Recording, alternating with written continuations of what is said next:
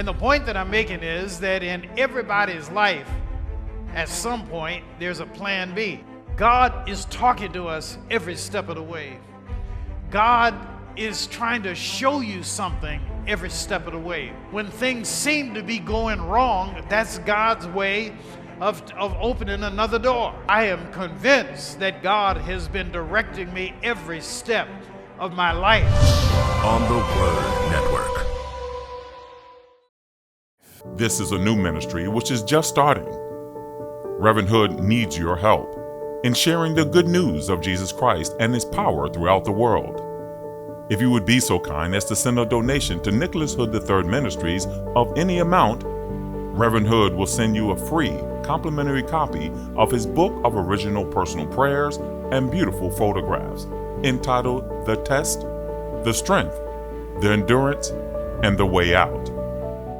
Welcome to Nicholas Hood III Ministries, a ministry of hope, spiritual inspiration, personal power guided by Christian love. May the power of God's Holy Spirit fall upon you as you sit back and enjoy today's program. I introduce you now to Pastor Nicholas Hood III. Think outside the box. Has there ever been a time in your life when somebody challenged you to think outside the box? Has there ever been a time when you challenged somebody else? You know, you look like you're stuck in the mud. Why don't you think outside the box? Well, when I think about Jesus and I think about the life of Jesus, you know, there are a lot of examples in the New Testament where Jesus challenged people to think outside the box.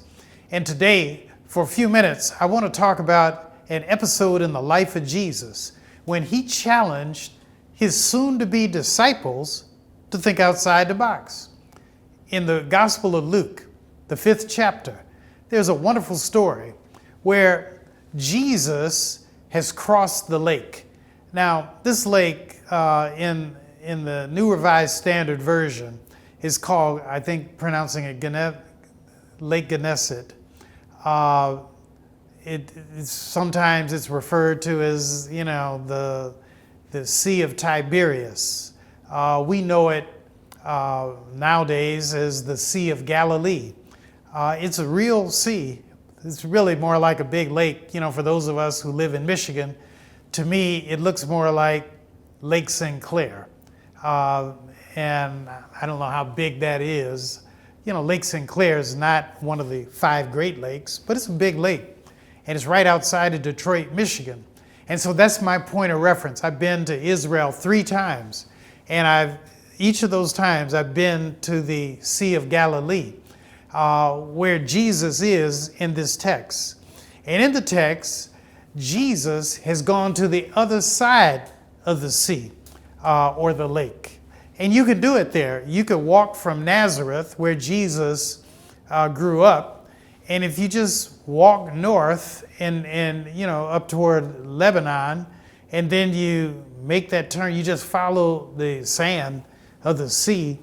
After a while, you end up on the other side. You know, there's a big story about Jesus healing a man in the land of the Gadarenes. But that's all of that is on the Sea of Galilee. And so what happens in this story is that Jesus is on the other side of the lake. Peter, you know, Andrew, James, and John, you know, this first core group of disciples are on the other side of the lake, and they are fishing.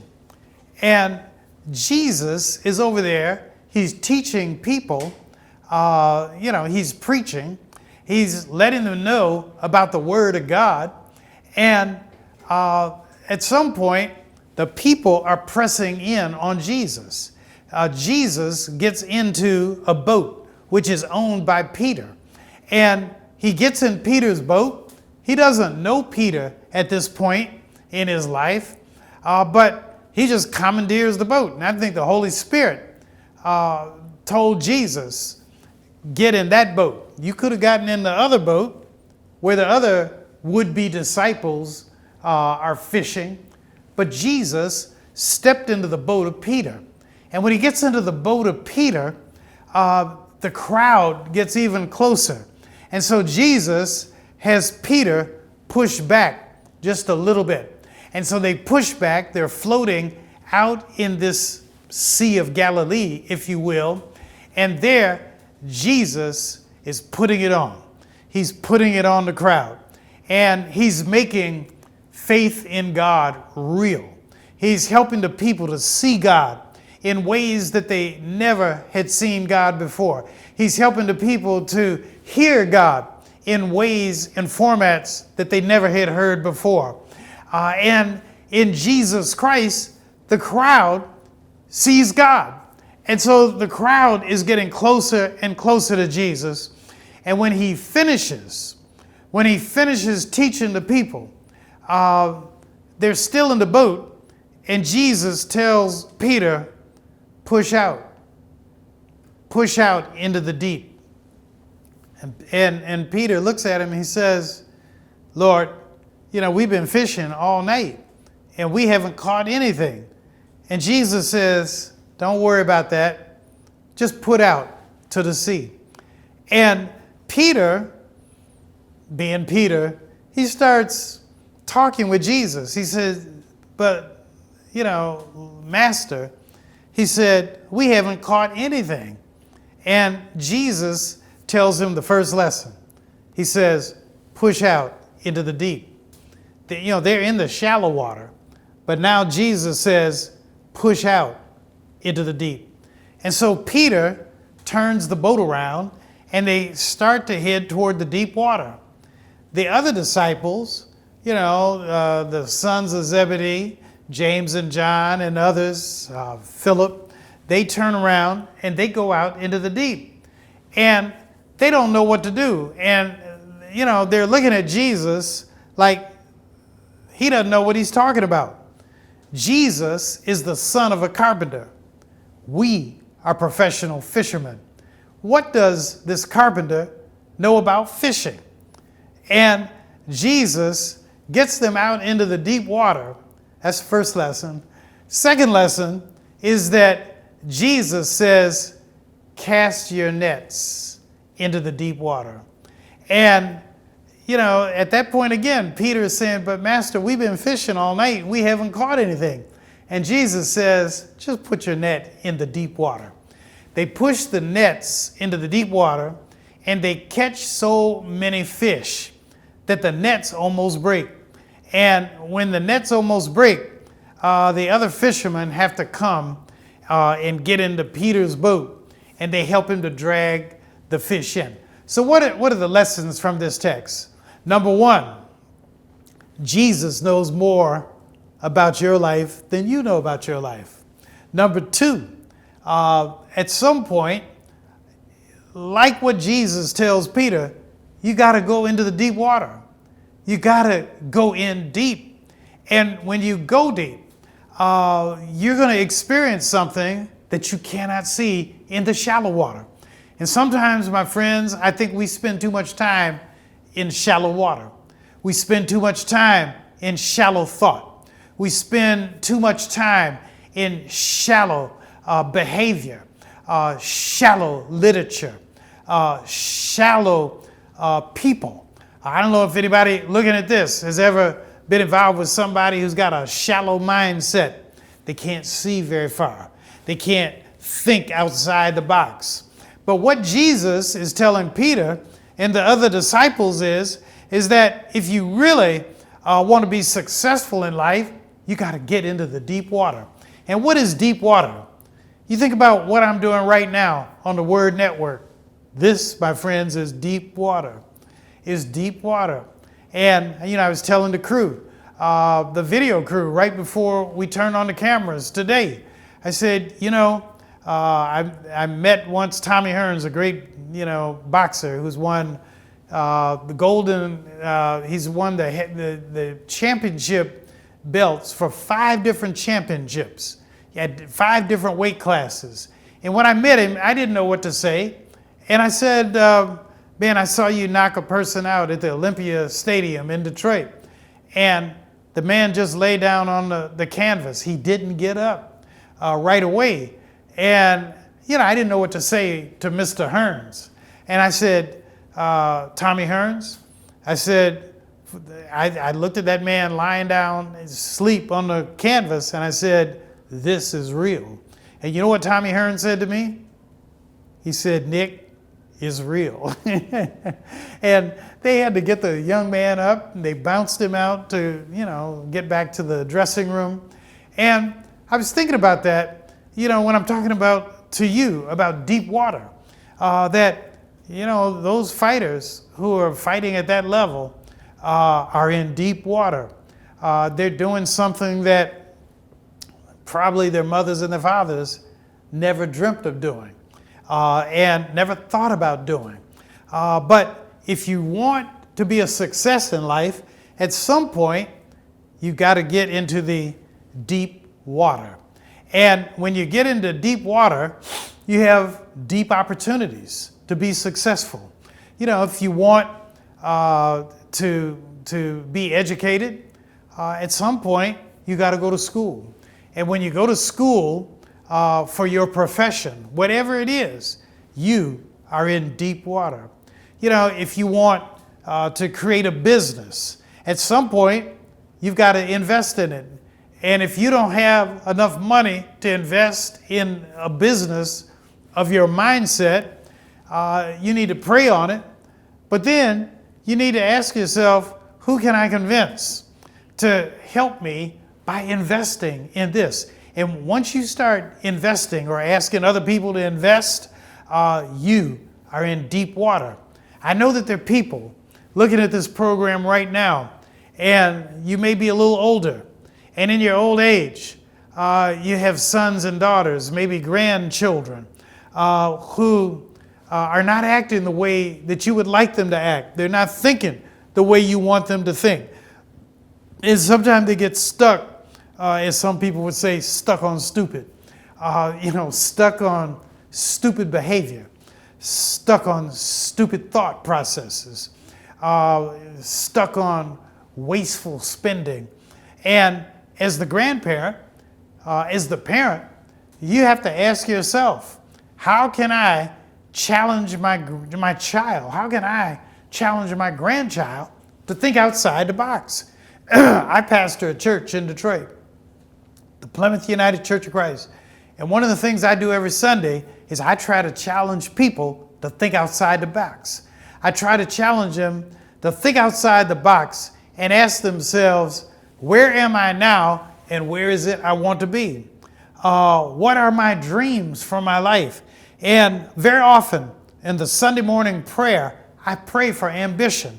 I pray for young people to have the ambition to think of themselves in their lives as more than where you are. I tell them, yes, quite frankly, you're young.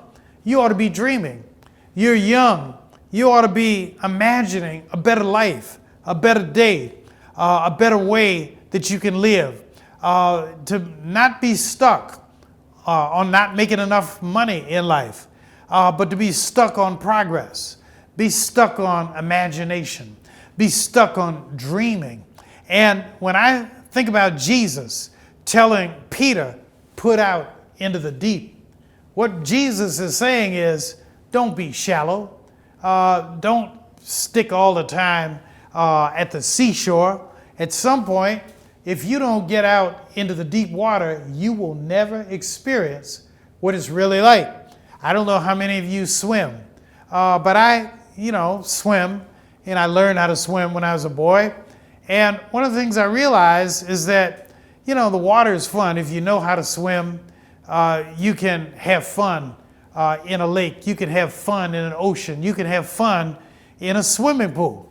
But once you learn how to swim, you not only can have fun at the seashore, at the shore of the lake, the edge of the pool, but once you travel out into the deep water, there's some things you can do in the deep that you can't do in the shallow. If you go to the deep water, you can tread water. If you go to the deep water, you can take hold your breath and dive down. And if you put on a mask, you can look at coral, you can look at fish, You can look at the rocks. You can see things that you cannot imagine unless you go into the deep. And so, there's something valuable about getting into deep water. If you want to be a success in business, at some point, you need to ask yourself, am I prepared to get into deep water? Am I prepared to think outside the box? Am I prepared to look at my life and to say, with no disrespect, I can be more than a janitor. Now, I don't want to insult anybody, but we have a guy in Detroit named John Barfield, and Mr. Barfield began as a janitor in Ypsilanti and Ann Arbor, which is outside of Detroit. And this guy had a simple motto. His motto was, if you're not satisfied with how I clean your office space, just tell me, and I will come back and I will clean it for free. And people thought he was nuts, that this man would clean your office for free. But guess what? He built a huge business, very thriving business. And, later in life, he sold that thriving janitorial business, I believe. You can Google it, but I believe it was for $150 million. His children took over the business and he retired. His children took over the business and then they began to have a, kind of like an HR company where it was no longer strictly a cleaning company. And what's the point that I'm making? The point that I'm making is you got to think outside the box. You need to be imaginative enough to look at yourself as more than what you are. So I'm not trying to denigrate being a custodian. Maybe there's somebody looking at this today. And that is a wonderful profession, if that's what you want to do. But what I hear Jesus saying is put out into the deep. Get into the deep water. And imagine yourself as something more than what you are. And I tell you, that's what I try to do all the time. That's what I try to do as a pastor. I try to challenge my church. Every week, I try to challenge my church to be more, to be the best that you can be. Why settle for, a fish sandwich when you can buy the whole fish? Why settle for a fast food hamburger when maybe what you might really want is steak? Why settle for a small portion of vegetables when the Lord has prepared you for much bigger vegetables? And so that's the challenge that I leave you with today. I thank you for looking at this program. I want you to remember Jesus and these first disciples. And think about what Jesus tells Peter and the disciples. He says, today you're fishing. You're satisfied with fish from the sea.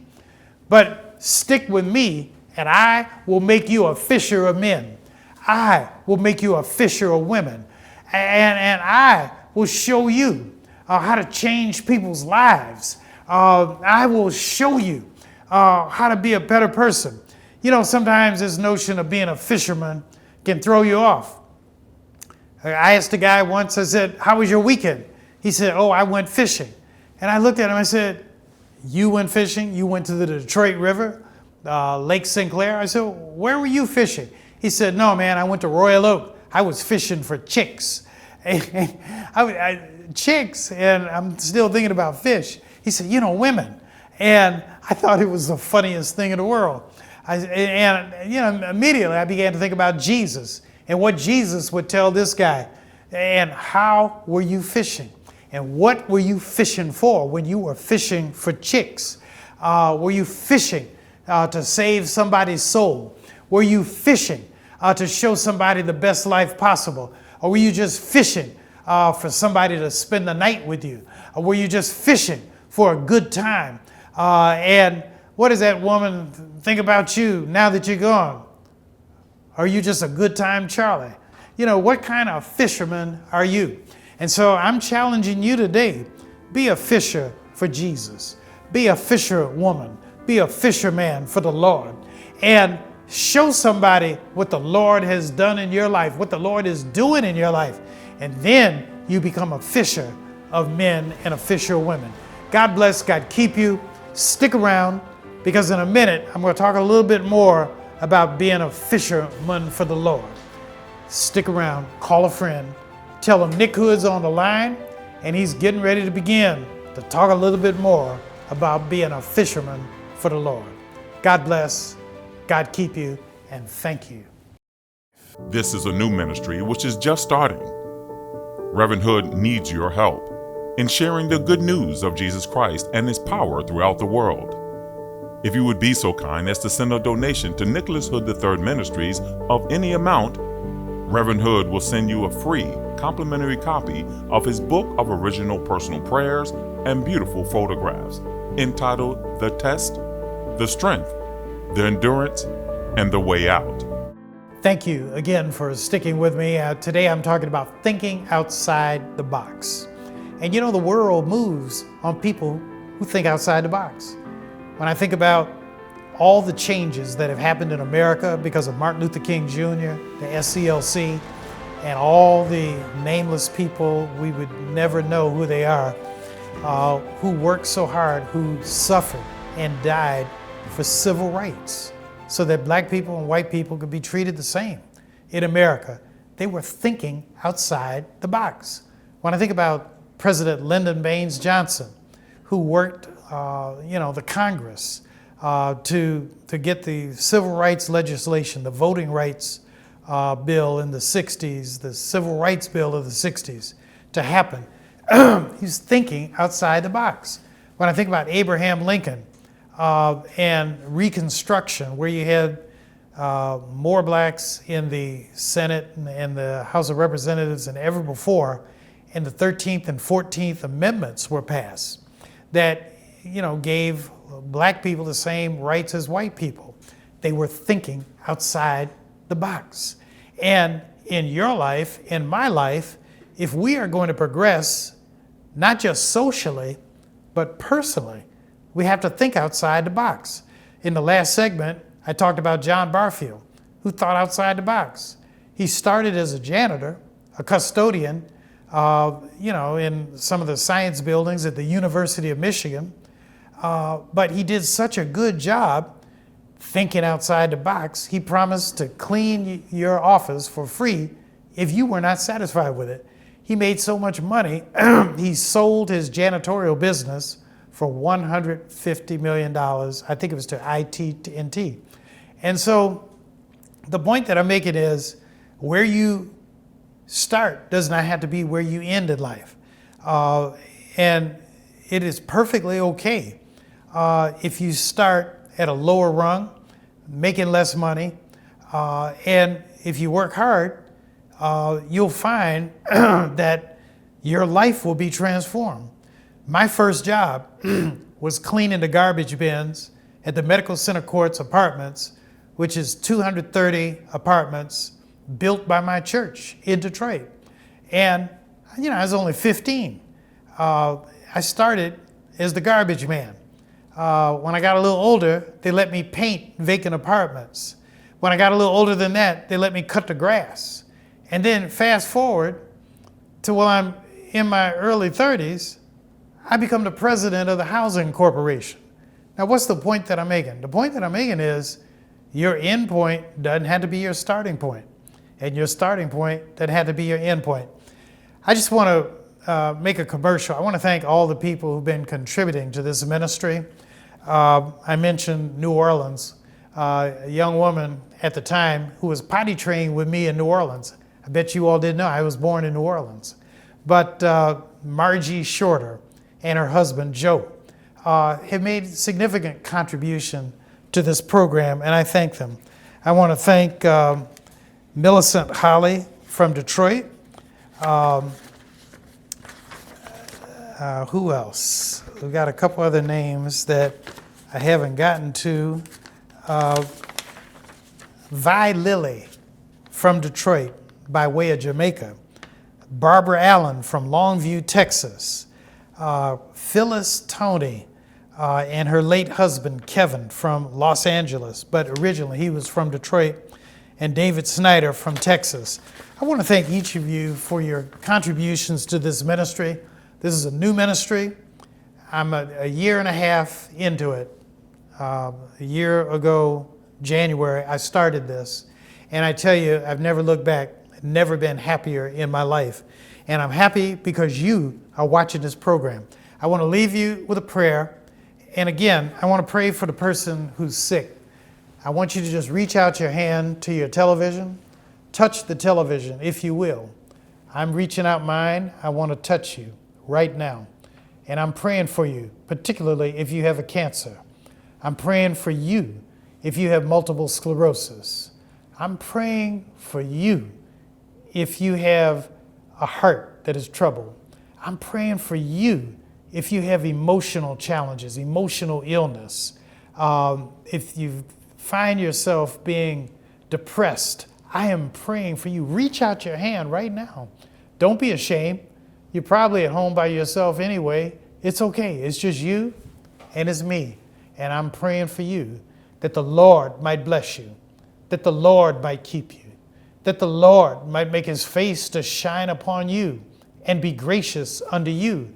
I'm praying right now that the Lord might lift up the countenance, the light of his countenance upon you and grant you peace, both now and forevermore.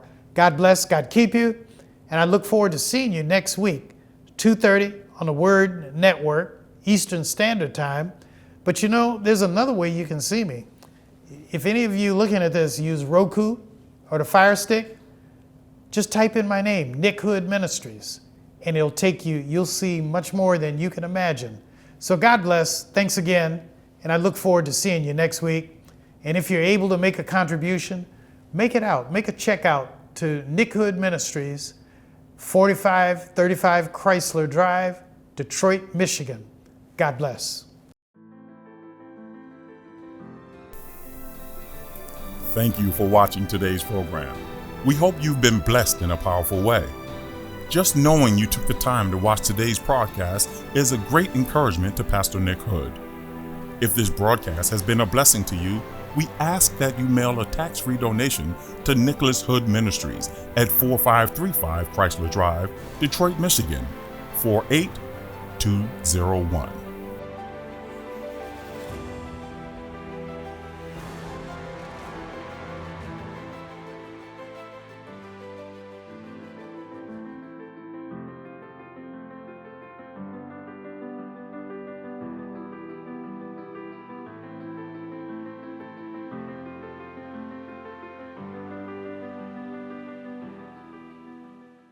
And the point that I'm making is that in everybody's life, at some point, there's a plan B. God is talking to us every step of the way. God is trying to show you something every step of the way. When things seem to be going wrong, that's God's